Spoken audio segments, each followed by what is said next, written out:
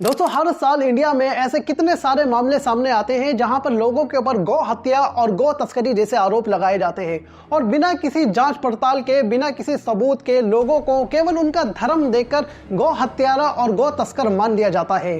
खास तौर पे दोस्तों ऐसे मामले उत्तर प्रदेश और हरियाणा से सामने आते हैं जहां पर लोगों की भीड़ एक इंसान को गौ हत्या और गौ तस्करी के मामले में आरोपी ठहरा देती है और उस इंसान को इतना ज्यादा मारा पीटा जाता है कि जब तक उसका शरीर बेजान नहीं हो जाता। और दोस्तों जब उसका शरीर बेजान हो जाता है तो उसे पुलिस के हवाले कर दिया जाता है। यहाँ तक कि दोस्तों कुछ केसेस में तो ऐसा भी देखा गया है कि जिस इंसान के ऊपर गौ तस्करी और गौ हत्या जैसे आरोप लगाए गए हैं उसको तब तक मारा गया जब तक उसका शरीर उसकी जान नहीं छोड़ गया।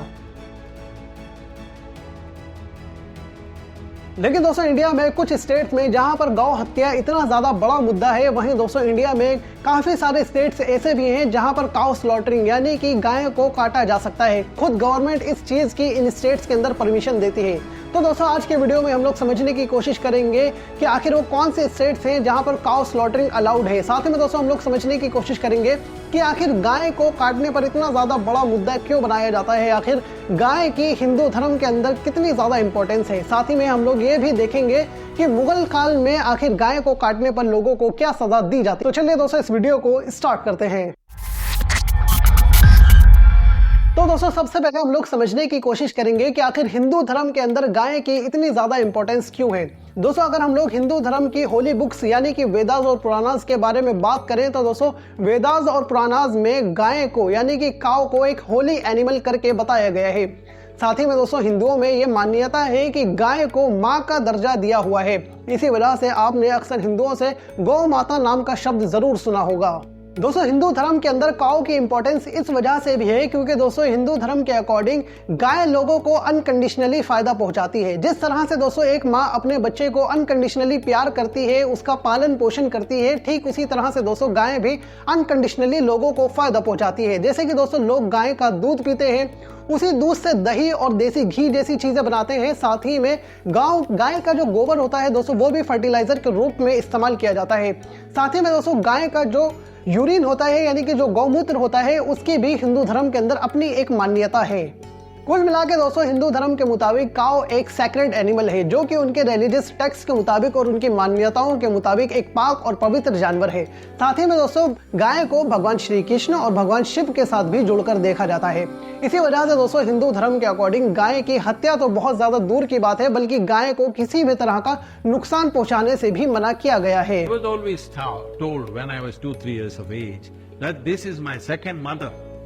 After my mother, this is my second mother and I'm drinking her milk.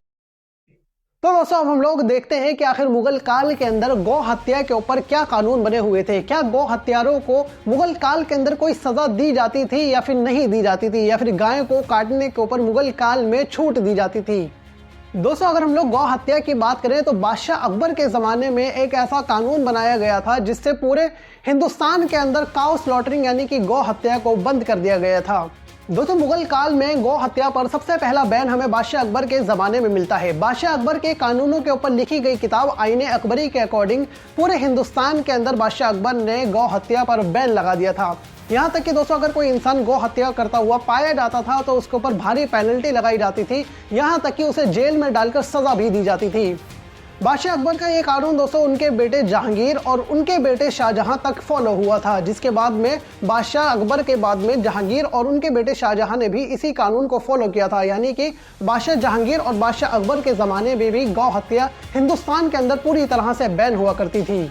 दोस्तों बादशाह अकबर के ज़माने में तो कानून ऐसे भी थे कि जब कोई हिंदू फेस्टिवल हिंदुस्तान के अंदर सेलिब्रेट किया जाता था तो पूरे हिंदुस्तान के अंदर एनिमल सेक्रीफाइस के ऊपर ही बैन लगा दिया जाता था। यानी कि पूरे जीव हत्या के ऊपर ही बादशाह अकबर जब किसी हिंदू त्योहार की स्टार्टिंग करते थे तो पूरे जीव हत्या के ऊपर ही हिंदुस्तान के अंदर बैन लगा दिया करते थे।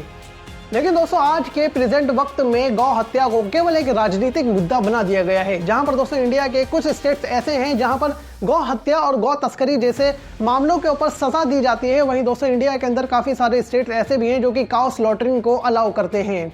जैसे कि दोस्तों मिजोरम, अरुणाचल प्रदेश, त्रिपुरा, नागालैंड, केरला, वेस्ट बंगाल, ये सभी दोस्तों वो स्टेट्स हैं जहां पर काऊ स्लॉटरिंग को कुछ स्पेसिफिक लॉज के अंडर अलाउ किया गया है। इन स्टेट्स के दोस्तों पूरी लिस्ट आप इस वक्त अपनी स्क्रीन के ऊपर देख सकते हैं। जैसे कि दोस्तों वेस्ट बंगाल के अंदर जब कोई गाय 15 साल से ऊपर की हो जाती है और वो गाय दूध और बच्चे नहीं पैदा कर सकती, तब दोस्तों उस कंडीशन के अंदर काउ स्लॉटरिंग यानी कि गाय को काटा जा सकता है। दोस्तों इन सभी स्टेट्स की लिस्ट देखने के बाद में आप सभी लोग सोच रहे होंगे कि हो सकता है ये स्टेट्स वो स्टेट्स हों जहां पर मुस्लिम्स अपनी मेजोरिटी के अंदर मौजूद हों, जिस वजह से दोस्तों इन स्टेट्स के अंदर काउ स्लॉटरिंग यानी कि गाय को काटना अलाउड है। लेकिन दोस्तों ऐसा बिल्कुल भी नहीं है। दोस्तों अगर हम लोग केरला और वेस्ट बंगाल को छोड़ दें तो दोस्तों बाकी के स्टेट्स के अंदर मुस्लिम्स की पॉपुलेशन 10% भी नहीं है। और वहीं दोस्तों केरला के अंदर मुस्लिम्स की पॉपुलेशन 28% है और वहीं दोस्तों वेस्ट बंगाल के अंदर मुस्लिम्स की पॉपुलेशन केवल 27% ही है।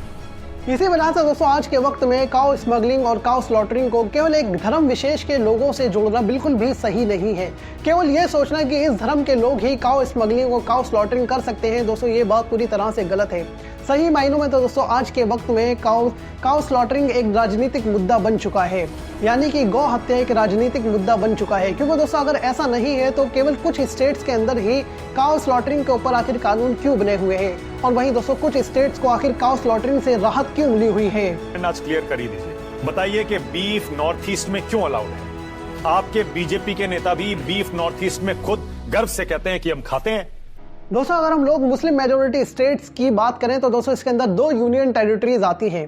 पहला जम्मू एंड कश्मीर और दोस्तों दूसरा आता है लक्षद्वीप। इन दोनों ही यूनियन टेरिटरीज के अंदर दोस्तों गौ हत्या के ऊपर पूरा बैन लगा हुआ है, यानी कि इन स्टेट्स के अंदर गौ हत्या को करना पूरी तरह से एक अपराध के रूप में माना जाता है। इसी वजह से दोस्तों गौ हत्या को केवल एक धर्म विशेष के लोगों के साथ जोड़ना पूरी तरह से गलत है। हाल के कुछ सालों में दोस्तों हमने ऐसे कई सारे इंसिडेंट्स देखे हैं जहां पर उत्तर प्रदेश, हरियाणा और दूसरे स्टेट्स के अंदर दोस्तों लोगों के ऊपर ये झूठे आरोप लगाए जाते हैं कि वो इंसान गौ तस्करी या फिर गौ हत्या कर रहा है, जिस वजह से दोस्तों लोगों को इतना ज्यादा मारा पीटा जाता है कि वो पूरी तरह से बेजान हो जाते हैं। यहाँ तक कि दोस्तों कई सारे मामले तो ऐसे भी सामने आए हैं जहाँ पर लोगों के ऊपर गौ हत्या जैसे झूठे आरोप लगाकर लोगों को जान से भी मार दिया गया है। यहाँ तक कि दोस्तों एक मामला तो ऐसा भी सामने आया था जहाँ पर एक मुस्लिम व्यक्ति अपनी डेयरी के लिए एक गाय को लेकर जा रहा था, जब उस पर झूठे गौ हत्या और गौ तस्करी के जैसे आरोप लगाकर उसको मारा पीटा गया था। दोस्तों आज के वक्त में मैं सरकार से केवल ये सवाल करना चाहता हूं कि अगर सरकार को गायों की इतनी ही ज़्यादा परवाह है तो दोस्तों आज के वक्त में सरकार ने गौ हत्या और गौ तस्करी जैसी चीज़ों को राजनीतिक में मुद्दा क्यों बनाया हुआ है। साथ ही में दोस्तों मैं सरकार से ये सवाल करना चाहता हूं कि अगर सरकार को सही मायनों में गायों से इतनी ज़्यादा प्यार है, इतना ज़्यादा गायों की परवाह है, तो दोस्तों आखिर आज के वक्त में गौशालाओं की इतनी ज़्यादा बुरी हालात क्यों हैं। साथ ही में अगर सरकार को गायों की इतनी ही ज़्यादा परवाह है तो आज के वक्त में इंडिया इतना बड़ा बीफ एक्सपोर्टर कैसे बन चुका है। और दोस्तों साथ ही में मैं सरकार से ये भी सवाल करना चाहता हूँ कि सरकार गौ तस्करी और गौ हत्या जैसी चीज़ों के ऊपर एक 1 नेशन और 1 लॉ क्यों नहीं लाती। आखिर कुछ स्पेसिफिक स्टेट्स के अंदर काउ स्लॉटरिंग को अलाउ क्यों किया हुआ है। For example, I eat beef. I am from Arunachal Pradesh. Can somebody stop me? So let us not be touchy about somebody's. Well दोस्तों मैं अब इस वीडियो को यहीं पर ही खत्म करता हूं। आप लोगों की जो भी राय हो दोस्तों वो आप लोग कमेंट सेक्शन के अंदर लिख कर बता सकते हैं। साथ ही में दोस्तों हमारे चैनल को सब्सक्राइब करना ना भूलें, और दोस्तों अगर वीडियो पसंद आई हो तो दोस्तों इस वीडियो को शेयर ज़रूर करें। शुक्रिया।